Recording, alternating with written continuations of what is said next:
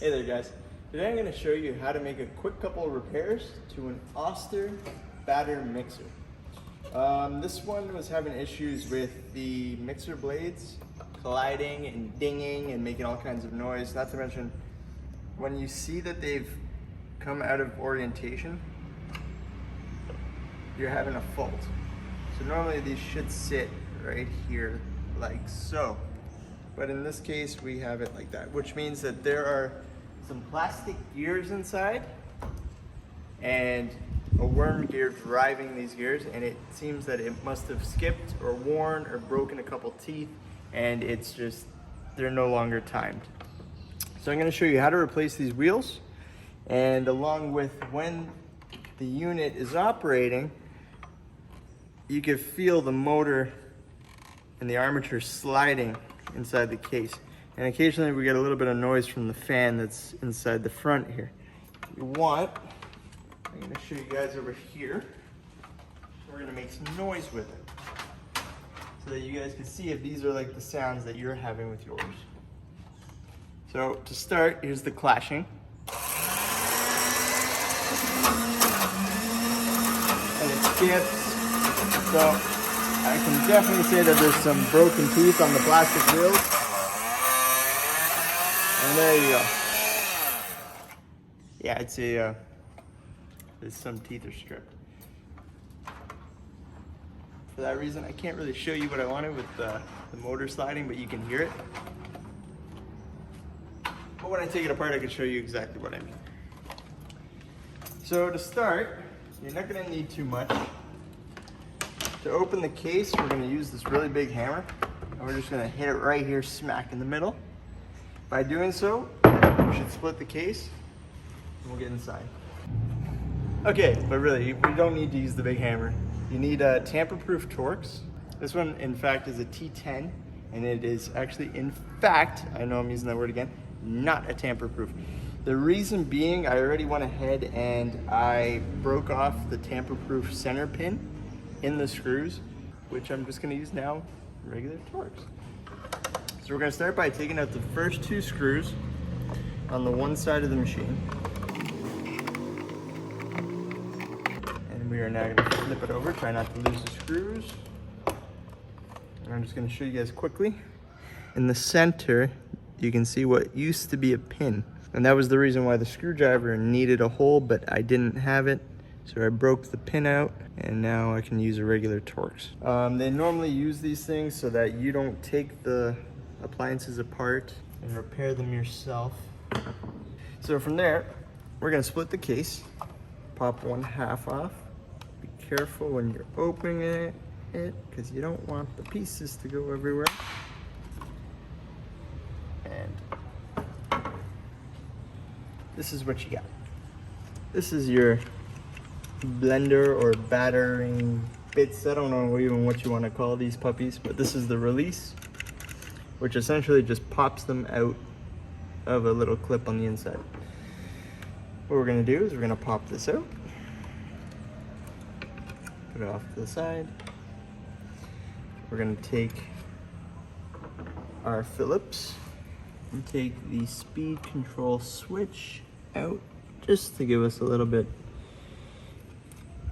more access, because we're kind of restricted to working within the case, which is never comfortable. So now we're going to pull the whole assembly right out of the case. And so what happened is the mixing blades were overloaded, and the motor was obviously more powerful than the plastic, and it said goodbye, and it just started eating through the gears like that. See how it's skipping?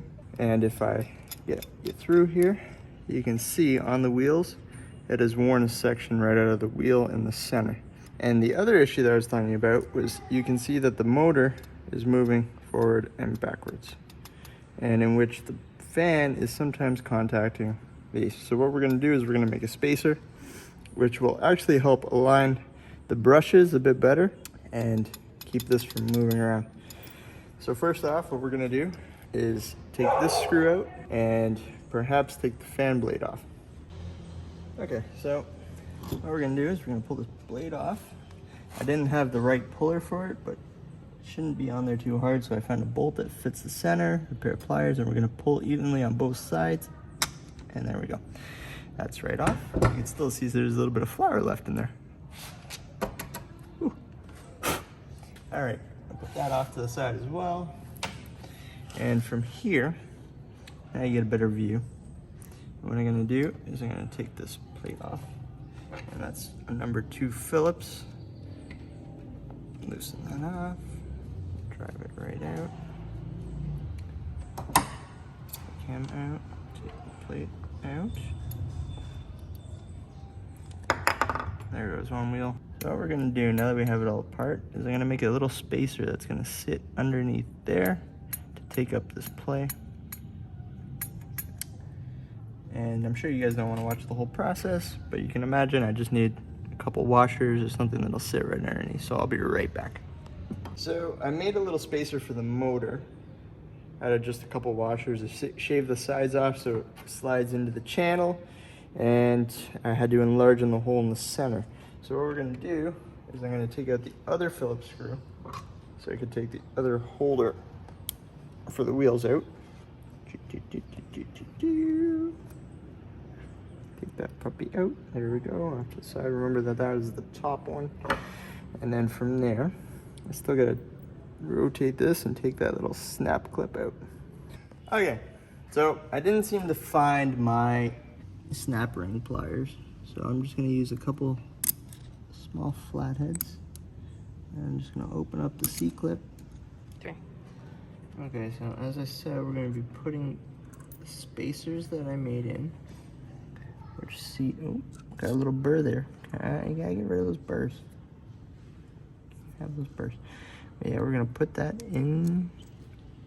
We're gonna put one more.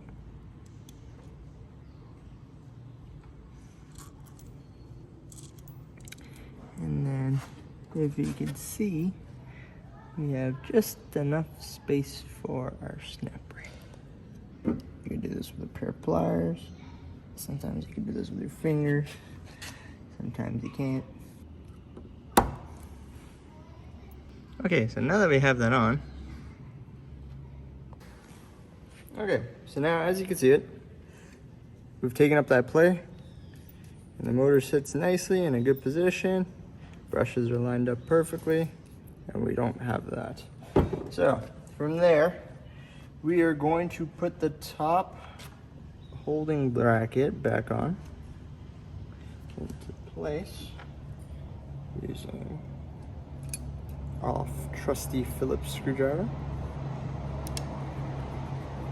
And I'm sure there's going to be many engaged chipmunk beads. And so what we're going to do here, and this is the most important part, is we're going to take these wheels, okay? We're going to remember that the bottom receives the bits. And we also got to remember that we want the bits to be lined up like so. So, in order to do that, when we're going to put these wheels in, we're going to place them so that the crosses are not lined up with each other, but at one point will line up with the side. So it should look, if you can see that, something like that. All right, show you again once they're installed. So we're gonna start by finding the part that has the clip, because that's the part that's gonna hold the top. That's gonna go towards the upmost side. And just for an indicator for myself, I'm gonna set up my crosses at 90 degrees so it makes my life a little bit easier. And now this one's gonna come in, and it's gonna be on like so.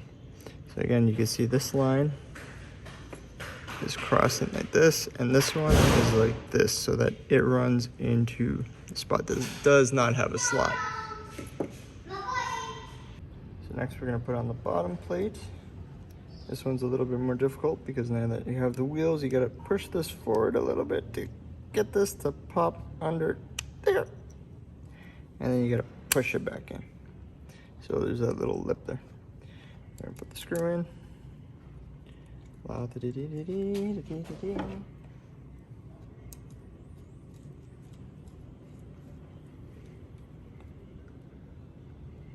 Make sure those are good because you don't want them to wiggle loose. And so see now, when we turn these wheels, we don't have that play. We don't have the motor moving in and out. So we're getting a lot better. What we're gonna do now is we're gonna take her over to our trusty air compressor. We're gonna give her a little bit of a blower. Open up some air, hook her up. Boop. I don't have enough arms or hands.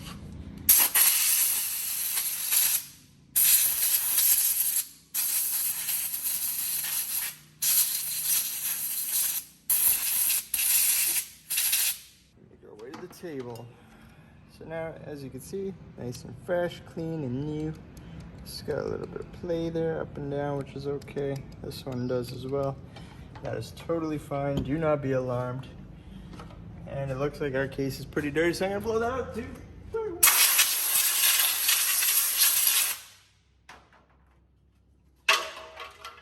Don't do that.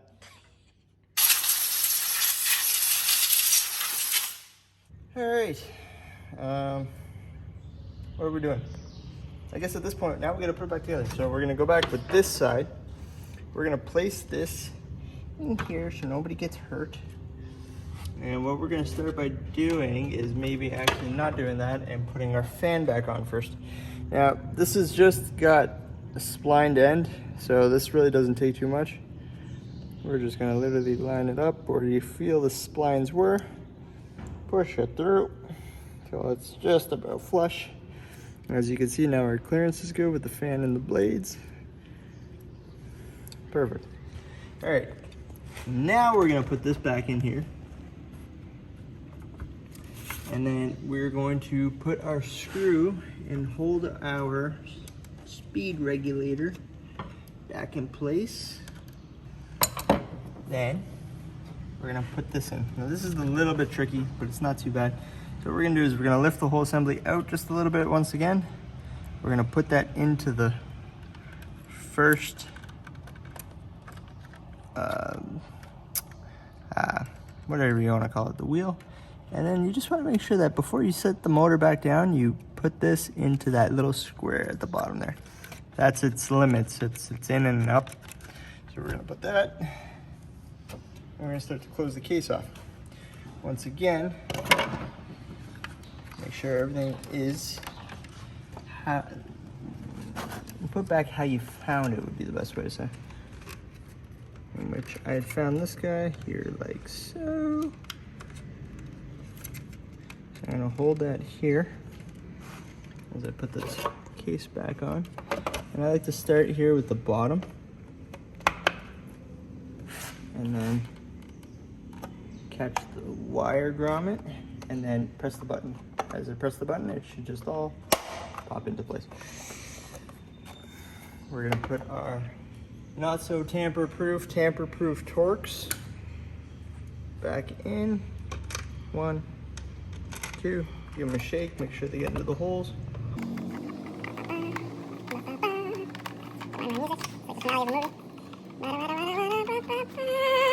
And there you have it. So now we're gonna put these in to make sure that they line up just how we wanted them, which I can guarantee you that they shall.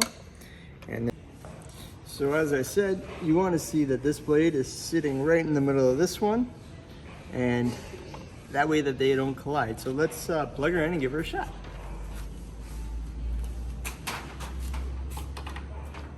We got power. Let's give her a try.